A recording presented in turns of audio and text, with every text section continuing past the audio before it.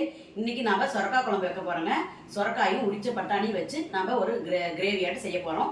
இது சாப்பாட்டுக்கு, சப்பாத்திக்கு, நம்மளுக்கு இட்லி தோசைக்கு எல்லாத்துக்குமே அருமையா இருக்கும்.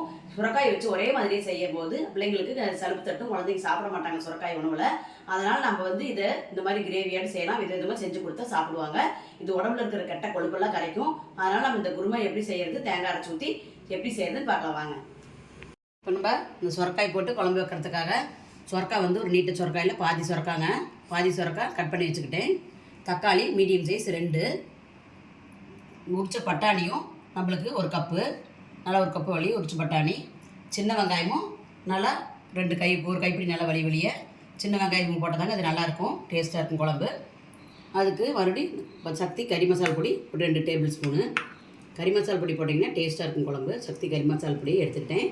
தேங்காய் 1 மூடி சின்னதாக, இது தேங்காய். அது இல்லாமல் நிலக்கடலை 1 கைப்பிடி. நிலக்கடலை போட்டு தான் உங்களுக்கு குழம்பு டேஸ்ட்டாக இருக்கும். ரெண்டாவது ரொம்ப சதசான்னு தண்ணி விடாமல் குழம்பு நல்லா இருக்குங்க. அதனால் நிலக்கடலையும் தேங்காயும் நான் அரைச்சிட்டு வந்துடுறேங்க. மசாலா எல்லாம் போட்டு அரைச்சிக்கலாம்.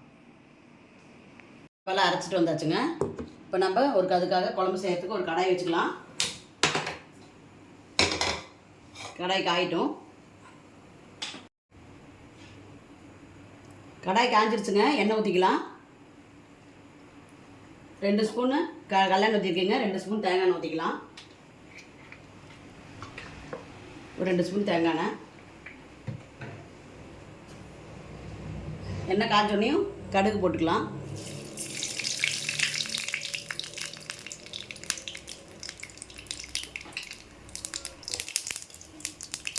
கடுகு நல்லா பொரிட்டுங்க.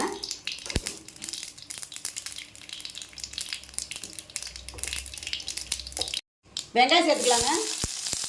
கடுகு பொரிஞ்சிடுச்சு, வெங்காயத்தை சேர்த்தியாச்சு.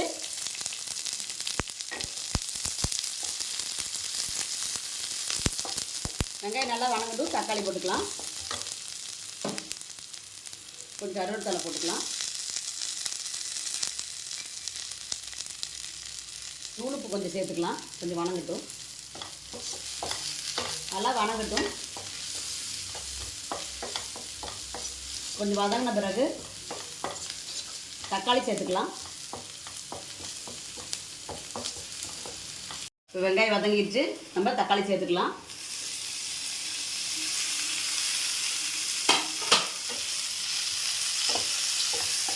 தக்காளிக்கு 2 உப்பு போட்டுக்கலாங்க.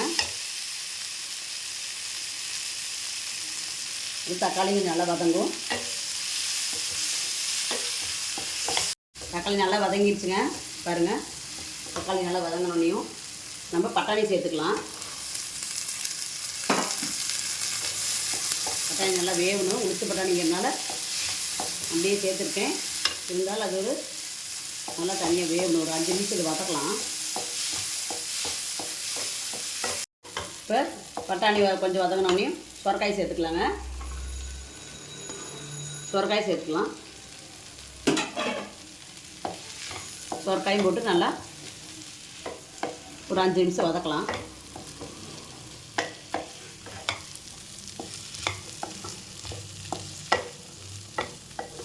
ரெண்டையும் சேர்த்து இப்போ கொஞ்சம் நேரம் வதக்கியாச்சுங்க.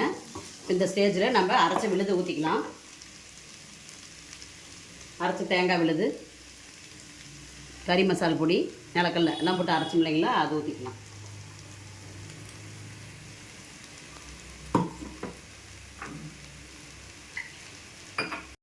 ஊற்றியாச்சு.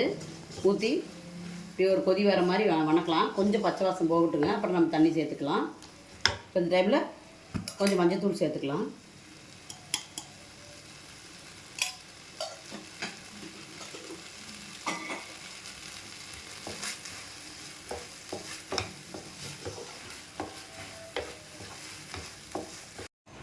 பாருங்கள், இப்போ பச்சை வாசம் போயிடுச்சு. இப்போ நம்ம மிக்ஸி அரைச்சி வச்சு தண்ணியும் ஊற்றிக்கலாம். தண்ணி சேர்த்துக்கலாம். தண்ணி சேர்த்துன்னு ஒரு கொதி வரட்டும். வேணுங்கிற அளவுக்கு தண்ணி சேர்த்துங்க. உங்களுக்கு கிரேவியாட்ட வேணாலும் வச்சுக்கலாம், உங்களுக்கு தண்ணியாட்ட வேணாலும் தண்ணி சேர்த்துக்கலாம். முதல்ல காயும் பட்டாணி வேகணுங்க. அதனால் நம்ம இன்னொரு டம்ளர் தண்ணி சேர்த்துக்கலாம். தேவையான அளவு உப்பு சேர்த்துக்கலாங்க. உப்பு சேர்த்து இன்னொரு டம்ளர் தண்ணி ஊற்றிக்கலாம். அதனால் பட்டாணியும் சுரக்காய் வெந்து வரணும் இல்லைங்களா, அதனால் நம்ம வேணுங்கிற அளவு தண்ணி சேர்த்து நல்லா வேக வச்சுக்கலாம்.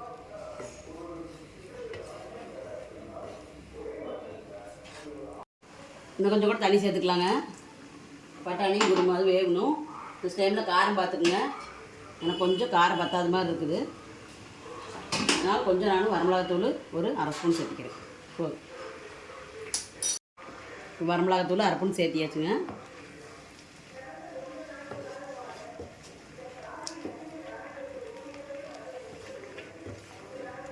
நல்லா குழம்பு வேகட்டும். இது நல்லா குருமா மாதிரி அருமையாக இருக்குங்க. நீங்கள் சப்பாத்திக்கு சுட்டாலும் சரி, நான் சுட்டாலும் சரி, இட்லிக்கு தோசை சாப்பாடுக்கு எல்லாமே இன்னும் கொஞ்சம் நல்லா கிரேவியாக சுண்டை வச்சா சாப்பாட்டுக்கு அவ்வளோ அருமையாக இருக்கும்.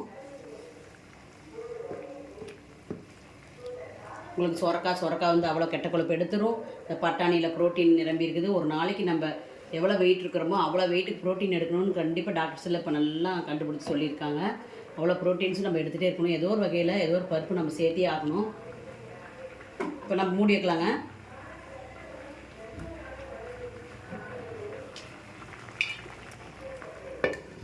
கொஞ்ச நேரம் மூடி வச்சு சிம்மில் வேகட்டுங்க குழம்பு. இப்போ இடையில நம்ம எடுத்து கிளறி விடலாங்க. பாருங்கள் நல்லா கொதி வருது. சிம்லேயே கொஞ்சம் சுண்டுச்சுன்னா குழம்பு பச்சை வாசமெலாம் போய் சூப்பராக இருக்கும். அப்படியே மட்டன் குழம்பு தோற்று போயிருங்க, அவ்வளோ டேஸ்ட்டாக இருக்கும். கொஞ்ச நேரம் அப்படியே சிம்லேயே கொதிக்கட்டும். சிம்மில் வைக்கிறேன். அப்படியே சிம்லேயே வேகட்டும், நிறுத்திக்கலாம். கொத்தமல்லி தழை தூவி இறக்குறதா வேலை. அவ்வளோதான். இங்கே ரொம்ப சிம்பிள் தான் குழம்பு. நல்லா சுண்டி வந்துருச்சு குழம்பு. இந்த பதத்துக்கு இருந்தால் நல்லா டேஸ்ட்டாக இருக்கும்.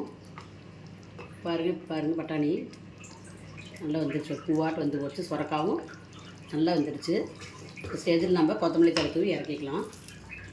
நீங்கள் இதே அளவுகளோட இதே மாதிரி செஞ்சு பாருங்கள். அப்போ தான் டேஸ்ட்டாக இருக்கும். கூட குறைச்சி போட்டிங்கன்னா டேஸ்ட் வராதுங்க.